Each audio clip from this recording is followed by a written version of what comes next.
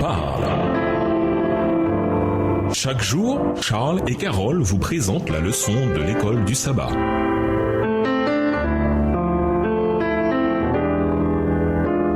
Bienvenue dans notre émission Dieu nous parle. Nous voilà la leçon de mercredi. Jésus, le personnage historique. Lisons Matthieu 26, versets 57 à 67, Jean 11, versets 45 à 53 et Jean 18, versets 29 à 31. Qui était Caïphe et quel fut son rôle dans la mort de Jésus? Qui était Ponce Pilate et en quoi sa décision fut-elle de la plus haute importance pour que le Sanhédrin mette son objectif à exécution? Matthieu 26, les versets 57 à 67. Ceux qui avaient saisi Jésus l'emmenèrent chez le souverain sacrificateur Caïphe où les scribes et les anciens étaient assemblés. Pierre le suivit de loin jusqu'à la cour du souverain sacrificateur. Y entra et s'assit avec les serviteurs pour voir comment cela finirait. Les principaux sacrificateurs et tout le Sanhédrin cherchaient quelques faux témoignages contre Jésus suffisants pour le faire mourir. Mais ils n'en trouvèrent point, quoique plusieurs faux témoins se fussent présentés. Enfin, il en vint deux qui dirent « Celui-ci a dit, je puis détruire le temple de Dieu et le rebâtir en 3 jours. » Le souverain sacrificateur se leva et lui dit « Ne réponds-tu rien? Qu'est-ce que ces hommes déposent contre toi? » Verset 63, Jésus garda le silence et le souverain sacrificateur prenant la parole lui dit « Je t'adjure par le Dieu vivant de nous dire si tu es le Christ, le Fils de Dieu. » Jésus lui répondit « Tu l'as dit. De plus, je vous le déclare, vous verrez désormais le Fils de l'homme assis à la droite de la puissance de Dieu et venant sous les nuées du ciel. » Alors le souverain sacrificateur déchira ses vêtements disant « Il a blasphémé. Qu'avons-nous encore besoin de témoins? Voici, vous venez d'entendre son blasphème. Que vous en sommes? » Ils répondirent « Il mérite la mort. » Là-dessus, ils lui crachèrent au visage et lui donnèrent des coups de poing et des soufflets en disant « Christ prophétise, dis-nous qui t'a frappé. » Jean 11, les versets 45 à 53. Plusieurs des Juifs qui étaient venus vers Marie et qui virent ce que fit Jésus crurent en lui. Mais quelques-uns d'entre eux allèrent trouver les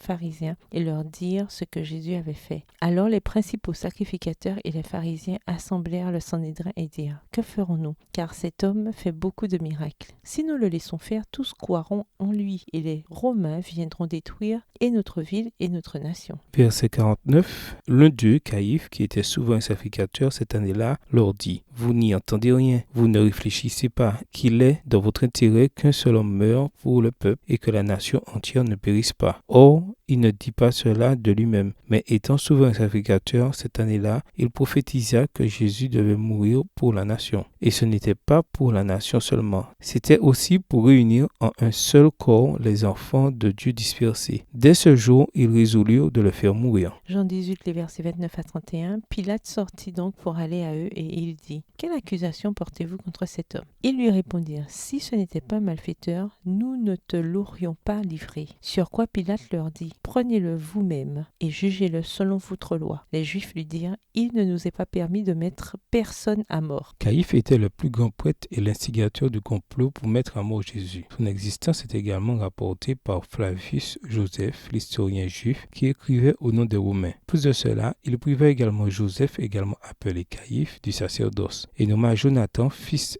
d'Anatus, précédent souverain sacrificateur pour lui succéder. Extrait de The Complete Works Josephus, les œuvres complètes de Josephus, écrit par Josephus Flavius. Livre 18, chapitre 4, page 381. En 1990, un tombeau familial fut découvert au sud de Jérusalem contenant 12 ossuaires. Les pièces de monnaie et les poteries du tombeau le font remonter au milieu du 1er siècle de notre ère environ. L'ossuaire le plus ornementé, qui contenait de multiples séries d'ossements, comporte le nom de Joseph, fils de Caïphe. De nombreux chercheurs pensent qu'il s'agit du tombeau et de l'ossuaire de Caïphe, le grand prêtre impliqué directement dans la mort de Jésus. En 1961, une inscription portant le nom de Ponce Pilate, le préfet de Judée sous l'empereur Tibère, fut retrouvée sur une pierre dans le théâtre de Césarée Maritima. Ainsi, dans ces deux cas, l'existence de plusieurs personnages principaux entourant la mort de Christ a été corroborée par l'histoire. Des historiens laïcs des 2 premiers siècles parlent également de Jésus de Nazareth. Tacite, l'historien romain, écrit à propos de Christ, de son exécution par Ponce Pilate lors du règne de Tibère et des premiers chrétiens à Rome. Pline le Jeune, un gouverneur romain, écrit en 115-113 après Jésus-Christ à l'empereur Trajan pour lui demander comment il doit traiter les chrétiens et est décrit comme se réunissant réunissant un certain jour avant le lever du soleil où ils chantent ensemble des hymnes à un Dieu. Ces découvertes archéologiques et ces sources historiques donnent un cadre extra-biblique à l'existence de Jésus, qui était adoré dans les 50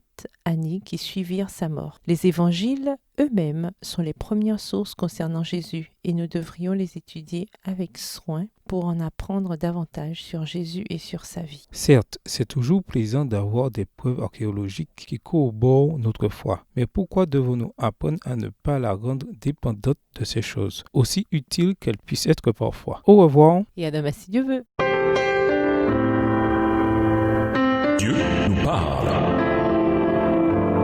Chaque jour, Charles et Carole vous présentent la leçon de l'école du sabbat.